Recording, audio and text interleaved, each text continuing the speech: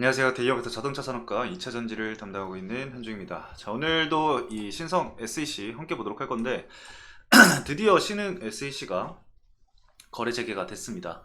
거래 재개 첫날 우선 조정을 좀 받은 모습이죠. 아무래도 좀 방향성에 대해서 좀 말씀을 드렸었는데, 제가 말씀드렸었던 뭐 라인을 좀 이탈을 하는 모습을 보여줬습니다. 그래서 지금 당장은 또 기술적 반등이 나올지 이런 부분에 있어서는 좀 지켜봐야 되는 상황이 된 거죠. 그래서 조정을 어느 시점에서 좀 마무리를 짓고 다시 한번 이 박스권을 형성을 하면서 단기적인 박스권을 형성을 하면서 회복세를 보일지는 앞으로 좀 지켜봐야 될 것 같습니다. 그래서 수급적인 측면 부분이라던가 아니면은 24년도에 이제 우리가 지켜봐야 될 이슈들 부분들은 꼭 체크를 좀 해보셔야 될 것 같습니다. 그래서 해당 내용에 대해서 한 번 더 좀 말씀을 드려볼 거고요.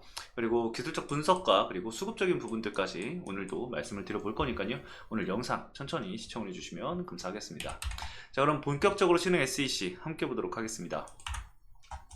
자, 우선 차트 보시면은 거래 재개 첫날 이제 시가가 이제 개파락으로 시작을 했습니다. 개파락 시작해서 이후에 좀 회복세를 보이나 했지만 차익 실현 물량이 또 바로 나오면서 주가가 바로 좀 흘러내린 모습을 보이고 있습니다. 아무래도 이 현재까지의 4월 달에 주가 하락이 좀 이어졌었던 증시 영향이 일부 있지 않았을까 생각이 좀 들고 있습니다. 그리고 이제 기존에 이제 주가 상승이 나왔었던 부분에 있어서 차익 실현과 이런 묶여 있었던 기간 동안에 이 보상 심리를 적용을 해서 차익 실현 물량이 좀 나온 것으로 좀 확인이 되고 있는데, 단기적인 관점으로 봤다라고 한다면은 추세적인 부분을 좀 자리를 지켜줬으면은 좀 추가적인 회복세를 좀 우리가 기대를 해볼 수가 있었을 텐데, 일단은 1차적으로 좀 이탈을 하게 되면서 밑에 매물대까지 하방으로 현재 열려 있는 상황입니다. 그래서 이 밑에 있는 매물대의 상단, 즉 이 장기평이 좀 밀집해 있는 가격대까지 조정이 나올 수도 있다라는 점 여러분들이 좀 인지를 해두시고 리스크적인 부분은 참고를 좀 해주시면 좋을 것 같습니다. 아무래도 주가 하루하루 주가 변동성 같은 경우는 뭐 당장 이슈가 예정이 되어 있는 게 아닌 이상 시장 흐름에 따라갈 수밖에 없고 순응할 수밖에 없고, 특정적으로 누군가 이 수급의 주체가 끌어올리거나 아니면은 의도적으로 주가를 좀 누르는 게 아닌 이상 우리가 뭐 확실하게 좀 예측을 하기는 어렵잖아요. 그렇기 때문에 이런 부분들을 좀 고려해 봤을 때 방향성을 잡아가는 부분을 우리가 좀 명확하게 체크해 볼 필요가 있습니다. 그리고 어차피 장기적인 측면으로 봤을 때 신흥 SEC의 성장은 지속되고 있는 상황이고, 현재 증설되고 있는 공장들을 체크를 해봤을 때 앞으로의 매출 성장도 예정이 되어 있다라고 볼 수가 있습니다. 그래서 그런 부분들을 감안한다고 한다면은 신흥 SEC의 이 외형 성장은 꾸준히 좀 이루어질 것으로 예상이 되고 있는데, 주가가 그에 대해서 반영이 될지를 일단은 체크를 좀 해봐야 됩니다. 하지만 제가 저번에도 말씀을 드렸다시피 이 현재 신흥 SEC에는 재무적 투자자들이 지금 묶여 있죠. 지금 주가가 변동이 돼서 이 액면 분할로 인해서 가격이 지금 달라졌는데 14,000 얼마 정도의 좀 지금 가격이 진행이 되고 있습니다. 기존에 이제 72,200원이었는데 액면 분할을 진행을 하면서 14,000원 가량 정도로 변동이 됐습니다. 그래서 해당 내용을 참고로 한다고 한다면은 엑시트를 진행을 하기 위해서는 이 기업 가치를 끌어올려야 하는 상황이기 때문에 그런 부분들을 우리가 좀 고려를 해볼 수가 있겠죠. 그리고 이제 추가적으로 또 이제 말씀을 드려보면은 앞으로의 계획들을 우리가 계속해서 좀 체크를 해봐야 되는 부분도 있고, 특정적으로 한 가지 이슈를 또 말씀을 드려볼 게 있습니다. 일단은 삼성 SDI를 계속해서 체크를 해볼 수밖에 없어요. 그리고 2024년도에는 좀 부각을 받을 수 있는 2차 전지 관련 이슈라고 한다고 한다면은 아무래도 사유파이가 될 것으로 예상이 되고 있는 상황이죠. 또는 이제 4680 관련해서 이제 원통형 배터리 쪽으로 이제 수급도 어느 정도 나올 가능성이 좀 높아 보이는데, 왜냐면 이제 하반기에 이 원통형 배터리 관련해서 이슈들이 나올 것들이 좀 많은 것으로 좀 파악이 되고 있거든요. 그래서 그런 부분들을 생각을 해보면은 4680 배터리 쪽으로 우리가 좀 생각을 해볼 수가 있는데, 현재 이 신흥 SEC도 4680과 그리고 46파이 두 개 다 이제 연관이 있습니다. 일단 4680 같은 경우는 4680용 이 전류 차단 장치를 현재 개발을 하고 있는 상황입니다. 아직 완료된 부분은 아니라고 해요. 그래서 이 부분은 제가 또 추가적으로 한번 다시 팩트 체크를 해보고 업데이트를 하면은 여러분들에게 또 말씀을 드려볼 거고요.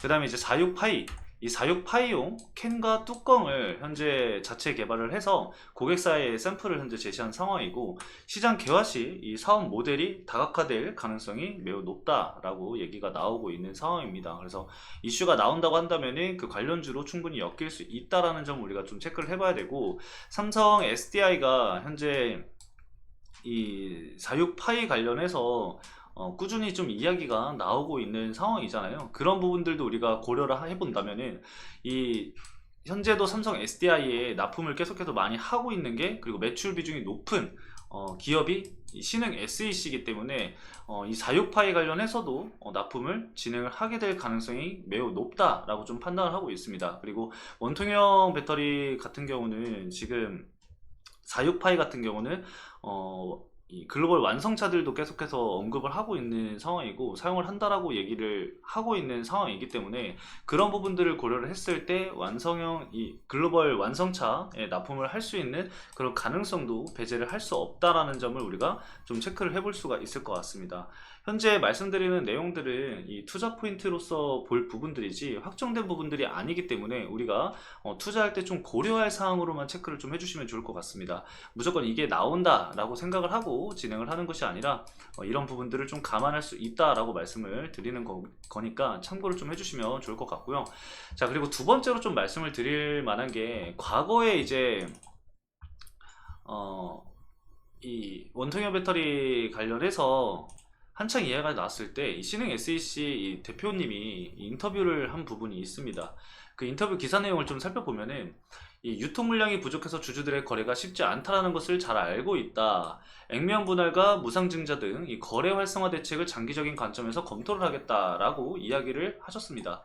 이게 사실 작년 12월 달에 이제 얘기가 나온 걸로 제가 알고 있거든요. 그 이후에 이제 나온 뒷 이야기가 뭐냐면은, 이어서 이 반고체 전지 개발 연구기관 등 이 인수합병도 M&A도 관심 있게 지금 검토를 하고 있다라고 얘기가 나오고 있습니다. 그래서 지금 앞서 말씀드렸었던 이런 액면 분할도 빠르게 진행이 된 부분을 고려를 한다고 한다면은, 인수합병이라든가 이런 개발 연구기관 등 이런 부분에 있어서도 우리가 좀 기대를 좀 해볼 수가 있다라는 거죠. 물론 어떤 기업을 인수합병을 하는지, 아니면은 뭐 피인수자가 되는지, 뭐 그런 부분들도 우리가 체크를 할 포인트이긴 하겠지만, 충분히 시장에서 관심을 좀 끌어올 수 있는 부분들이라고 생각을 하거든요. 그런 부분들을 왜 자꾸 제가 좀 고려를 하냐면은, 결국에는 이 재무적 투자자들이 엑시트를 진행을 하기 위해서는 이런 부분들이 필요하다라는 부분들을 좀 말씀을 드리고 싶습니다.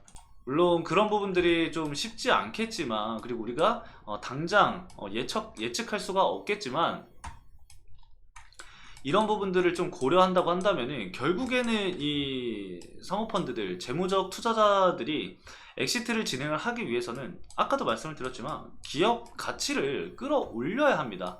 끌어올려야 하기 때문에 기존에 진행하고 있는 사업들이라던가 이런 부분들의 호재거리가 있었을 때 분명히 이걸 활용할 가능성이 굉장히 높거든요. 그리고 현재 이제 주식수도 늘어난 상황이기 때문에, 유동성 자체도 늘어났기 때문에 앞으로의 이런 부분들을 어떻게, 그리고 어떤 부분을 이 사모펀드 투자자들이, 이 재무적 투자자들이 이용을 하는지는 우리가 앞으로 지켜볼 투자 포인트 중에도 가장 중요한 좀 포인트가 되지 않을까 생각이 듭니다. 그래서 이런 부분들이 제가 포착이 되는 부분들이 있으면 여러분들에게 전달을 드릴 거니까요, 참고해 주시면 감사하겠습니다. 그래서 여기까지 이렇게 이슈 좀 체크를 해보시면 될 것 같고요.